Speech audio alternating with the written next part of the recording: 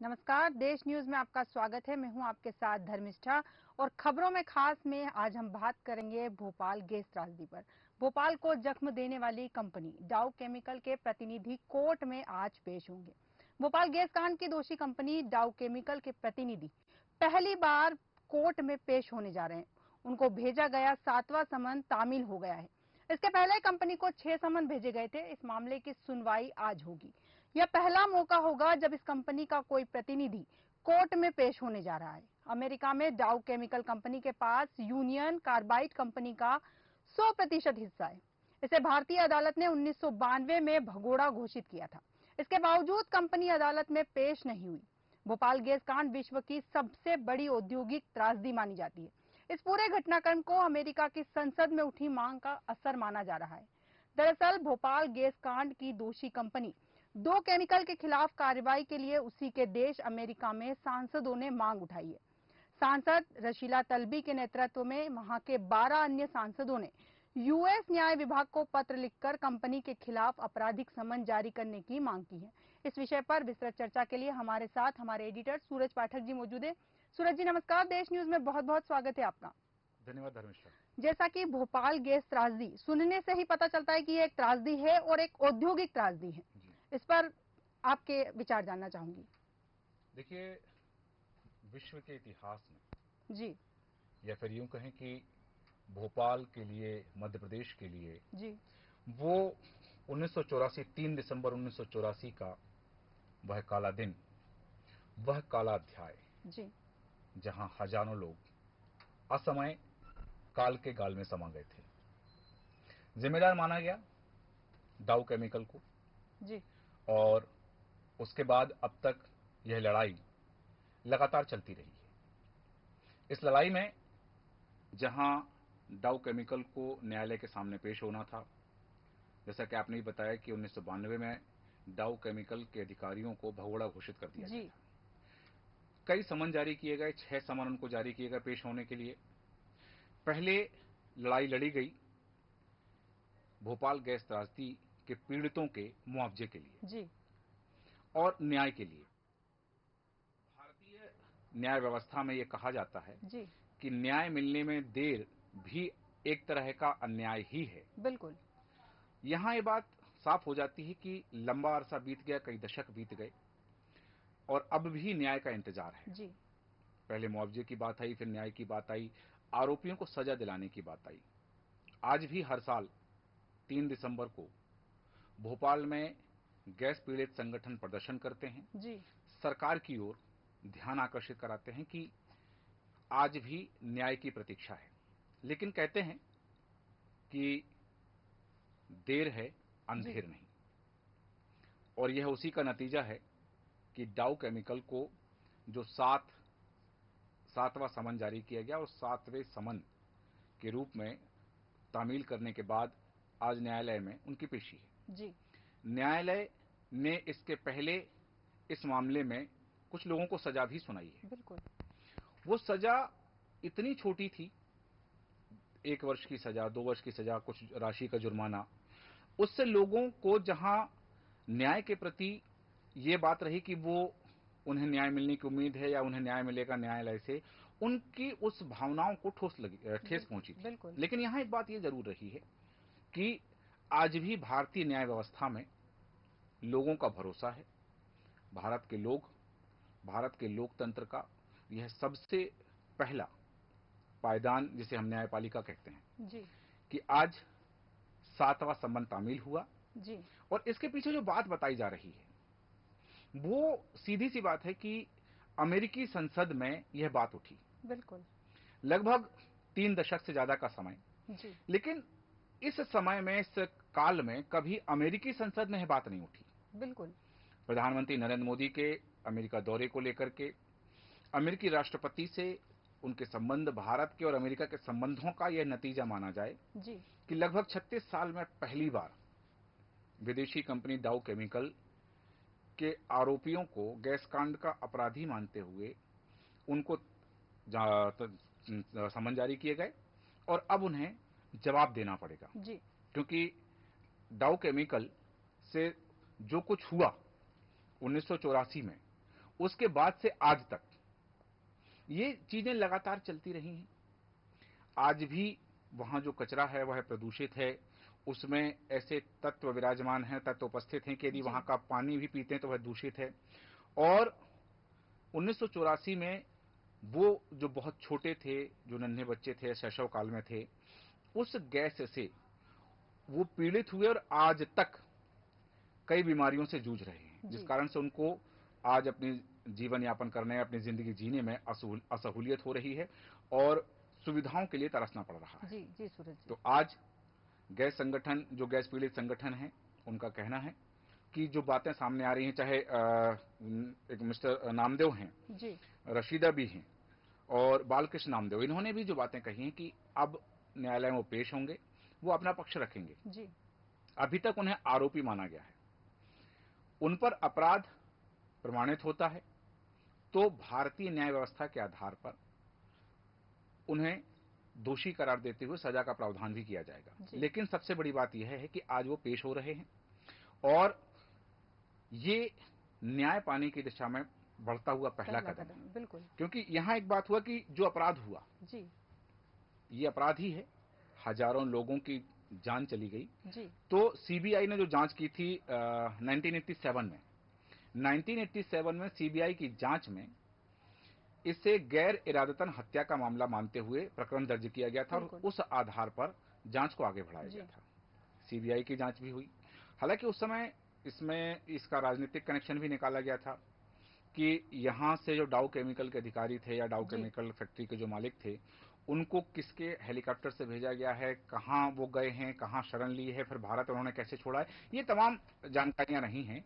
इस पर सियासत भी हुई है कई बार। लेकिन इन सब चीजों को देखते हुए एक बात तो स्पष्ट हो जाती है कि आज यदि वो पेश हो रहे हैं तो न्याय की दिशा में बढ़ता हुआ यह पहला कदम है। जी। और अब सीबीआई भी यह समझ लेगी कि पूरी दुनिया पर, यदि ठीक है यह जो प्रकरण हुआ भोपाल में हुआ, लेकिन यदि इसके आरोपी पूरी दुनिया में कहीं भी हैं तो बिल्कुल। उन्हें भारतीय न्यायालय में पेश होना पड़ेगा।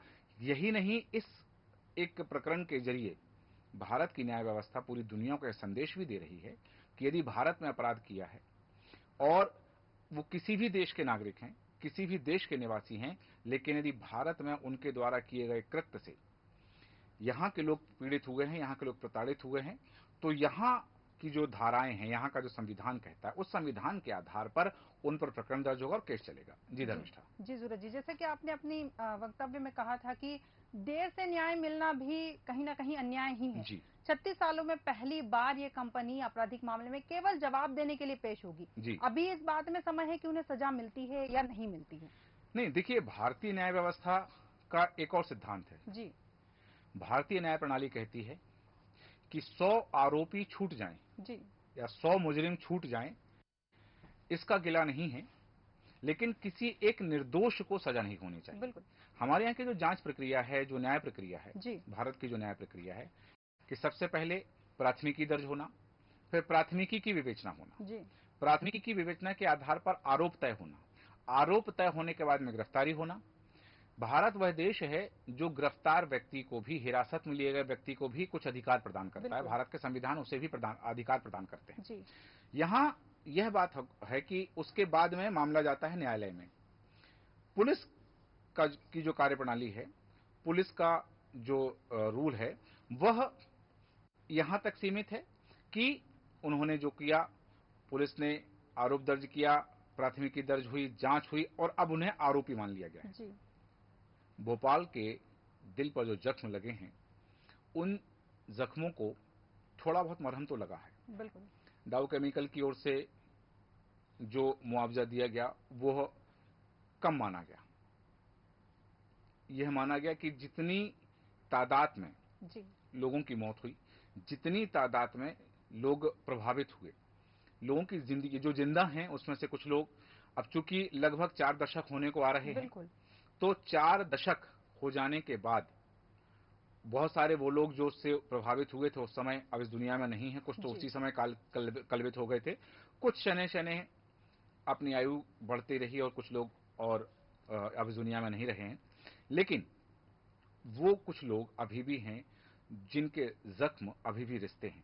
बिल्कुल। जिनकी आंखों में अभी भी इंतजार है न्याय का, बिल्कुल। जिनकी उम्मीदें अभी टूटी नहीं हैं, कि जिनके परिवार के लोग उस दिल दहला देने वाले भोपाल के, या फिर यूं कहें कि इस दुनिया के सबसे बड़े औद्योगिक जो हादसा हुआ था, उस हादसे में जिनके परिवार के लोग उनसे दूर चले गए, जिनके, क्योंकि ऐसा नहीं है, लोगों की मौत होती है, जी। ये दुनिया सभी जानते हैं कि जो दुनिया में आया है उसे जाना है। जी। लेकिन यदि किसी की मृत्यु के लिए और इस तरह एक साथ लोगों की मृत्यु के लिए यदि कोई जिम्मेदार है, तो उस जिम्मेदार व्यक्ति को सजा मिलनी चाहिए।